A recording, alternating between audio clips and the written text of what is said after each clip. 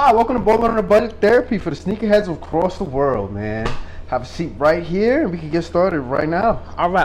Hey, I'm Snkr D. I did not show a lot. I just had to have a seat. You're bowling, like you said, bowling on a budget. You don't get all the professional things that a lot of other therapists would give you. Nah, we're not those. That you know what? You're right. That's cool. That's cool. Let's get to it, I guess. Okay, so let me see. Oh, so you spent all your money on sneakers, leading you to the destruction of your family. Crazy. That's not what happened. I can see how I'm fly, so I can see how you would think it costs a lot. Like, how can I keep up? But that's not exactly it. But I guess that was a good guess. Okay, well that's not true. Okay, I see what happened. So you met you a bad little joint, right? With a nice little sneaker collection, but it's better than yours, and now you don't feel like living anymore, huh? And it's okay. You can talk about it. One, I actually really enjoy life. Like, it's so fun every day that I wake up. But are you actually like therapizing me? Bro. Let me ask you something. If you're not here for that, what are you here for, bro? Don't be shy. I'm from Brooklyn, and I prefer Stan Smiths over Uptowns. Oh, so you like white women? That's what it. All right. Now I'm here with you. I'm here. I feel like you're just judging me. I love strong black women. What does Stan Smith have to do with this, sir? Bro, you know what? You're absolutely right. You know what, sir? You see this couch right here? I'm gonna just need you to pack it up, stand up for me right quick. Just do it right over that way. Yeah, no, cause obviously you can't afford this. You can't afford this session, bro. You bought this over Groupon. You can't afford this advice, my boy. I'm sorry. You're over here talking about Stan Smiths in Brooklyn, bro. Like Mr. Wallace is over here rolling in his grave, my man. That's crazy, son. So are we gonna go over there and do like a exercise? No. You could just go. I'm gonna be here. Oh no, exercise, just exits. Oh, well, I guess I'm cured. Stan Smiths over Uptowns.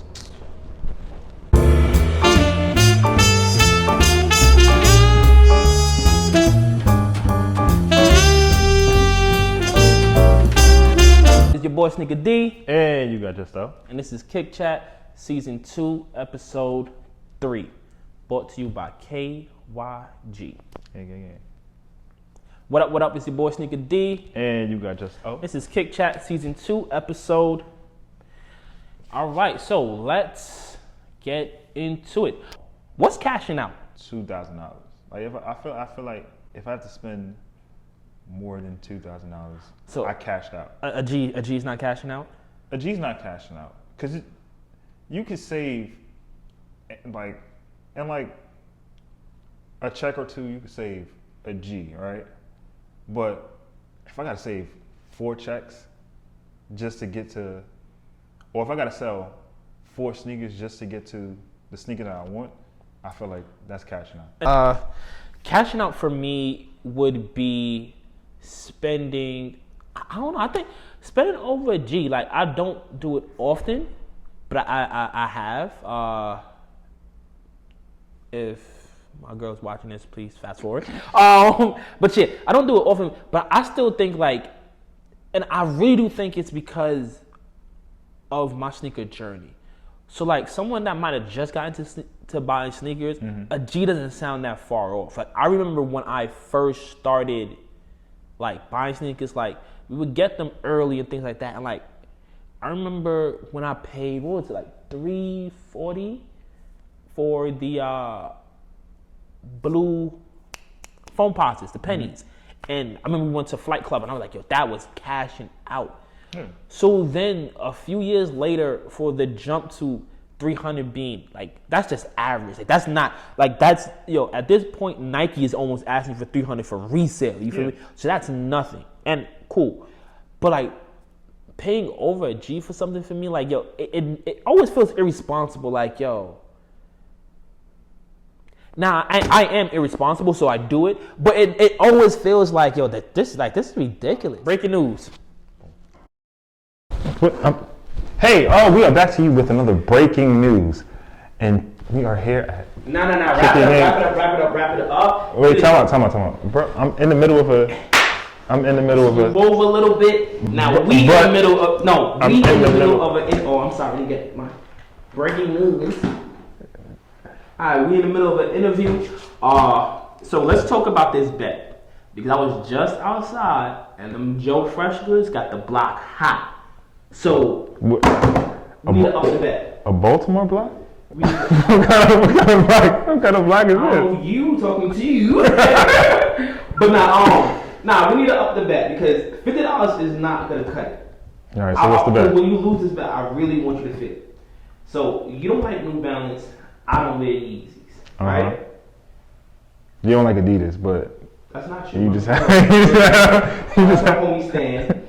Let's Jesus bet. What's a Jesus bet? All right. So 40 days, 40 nights.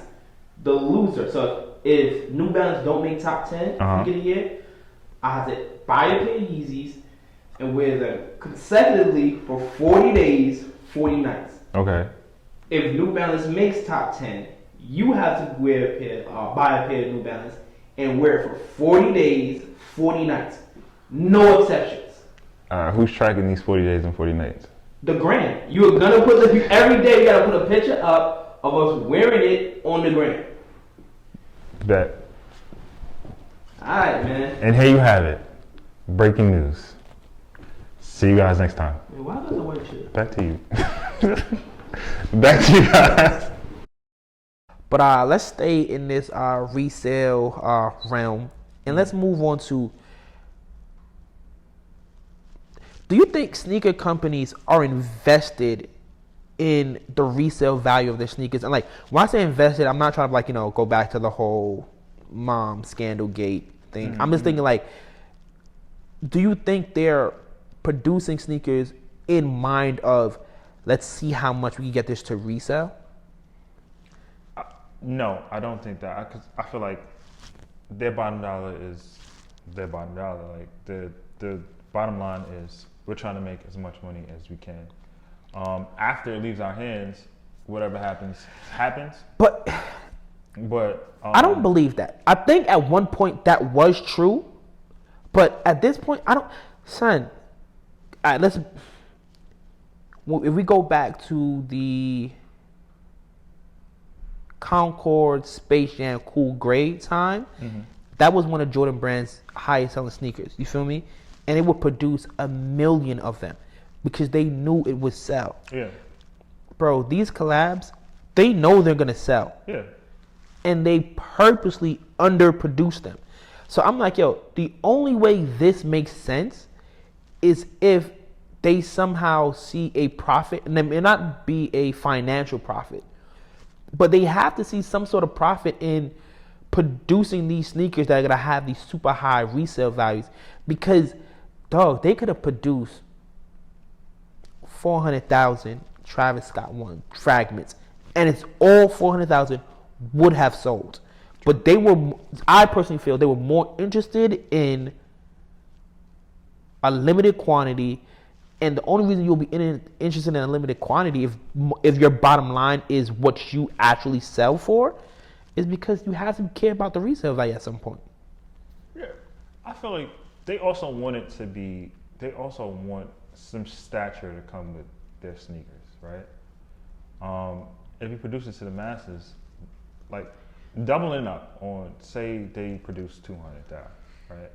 Doubling up on that means that they kind of lost some of their luster, and Nike wants to preserve their legacy in that sense as well. I disagree with that, bro. You look, and this is what I'm saying. The only place you lose the luster is in the resale market, because if I'm Nike or I'm any creative, I want to see as much people with my product as possible. Yeah, facts. Shout out to Kanye. So if I can say, yo, I could double up the amount I make and it sells out. So not like, yo, it's sitting on shelves. It's selling out. And that's what I want, bro. Like, this is what I'm saying. Like, yo, sometimes I personally feel like, yo, Nike benefits from StockX, from Gold. Like, I'm seeing, like, PacSun is now doing resale. Bro, at this point, I'm like, yo, nah. Nike somehow has to be getting this resale value. Because, like, when it was the original resale markets of, like, Flight Club and stuff like that, bro, Nike was producing sneakers in high quantities. Yeah. Now, everything is limited, bro. Like, what is really a GR, bro? If they're invested what do you think the consumers could do? Because if Nike is invested in this going higher and higher, then the prices you see on these Travis fragments 2-3 weeks out are gonna become standard for resale. Cause remember, when these hit 1,000, that wasn't normal. You feel me?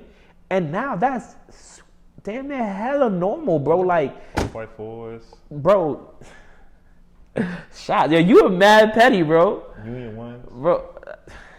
We're not talking about me. I've said I've been irresponsible. Those are the but that's what I'm saying. Like, so like a G is almost standard at this point. That's wild. That they're now trying to push it to where standard is 2-3. Come on, so like, nah. What do you think we as the people could do? Stop buying. But that's hard. That's hard. Like once a market is set, it's hard. It's like it's difficult. Like very, very difficult for a person to, come down to that price, especially if a person is willing to pay it. And you can bid against yourself, right?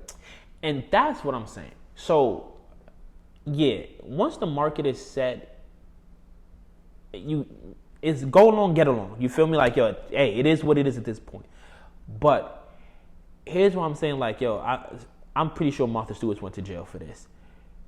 You can't play both sides of the market. You feel me? Because then what you're doing is you're skewing the market. And that's, sometimes I feel like, Nike is skewing the market because you cannot be the producer and the consumer. Listen, man. All right, Nike, great job, guys. You guys are killing it, bro.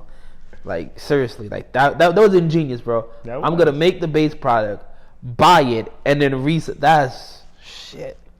Congratulations, man. Hey, let us know how you guys feel down below in the comments. One, what's your cash out limit? Fact. 2, how do you feel about this whole crazy resale world? Listen, as a sneakerhead, we talk about this all the time. And any pushbacks you have on the episode, leave it down below in the comments. Please hit that like button. It helps us with the algorithms. And 3rd week in a row, if you're new, subscribe. If you told a friend the last 2 weeks, this week, tell your mama to subscribe. And we'll see you next week. Peace. Peace.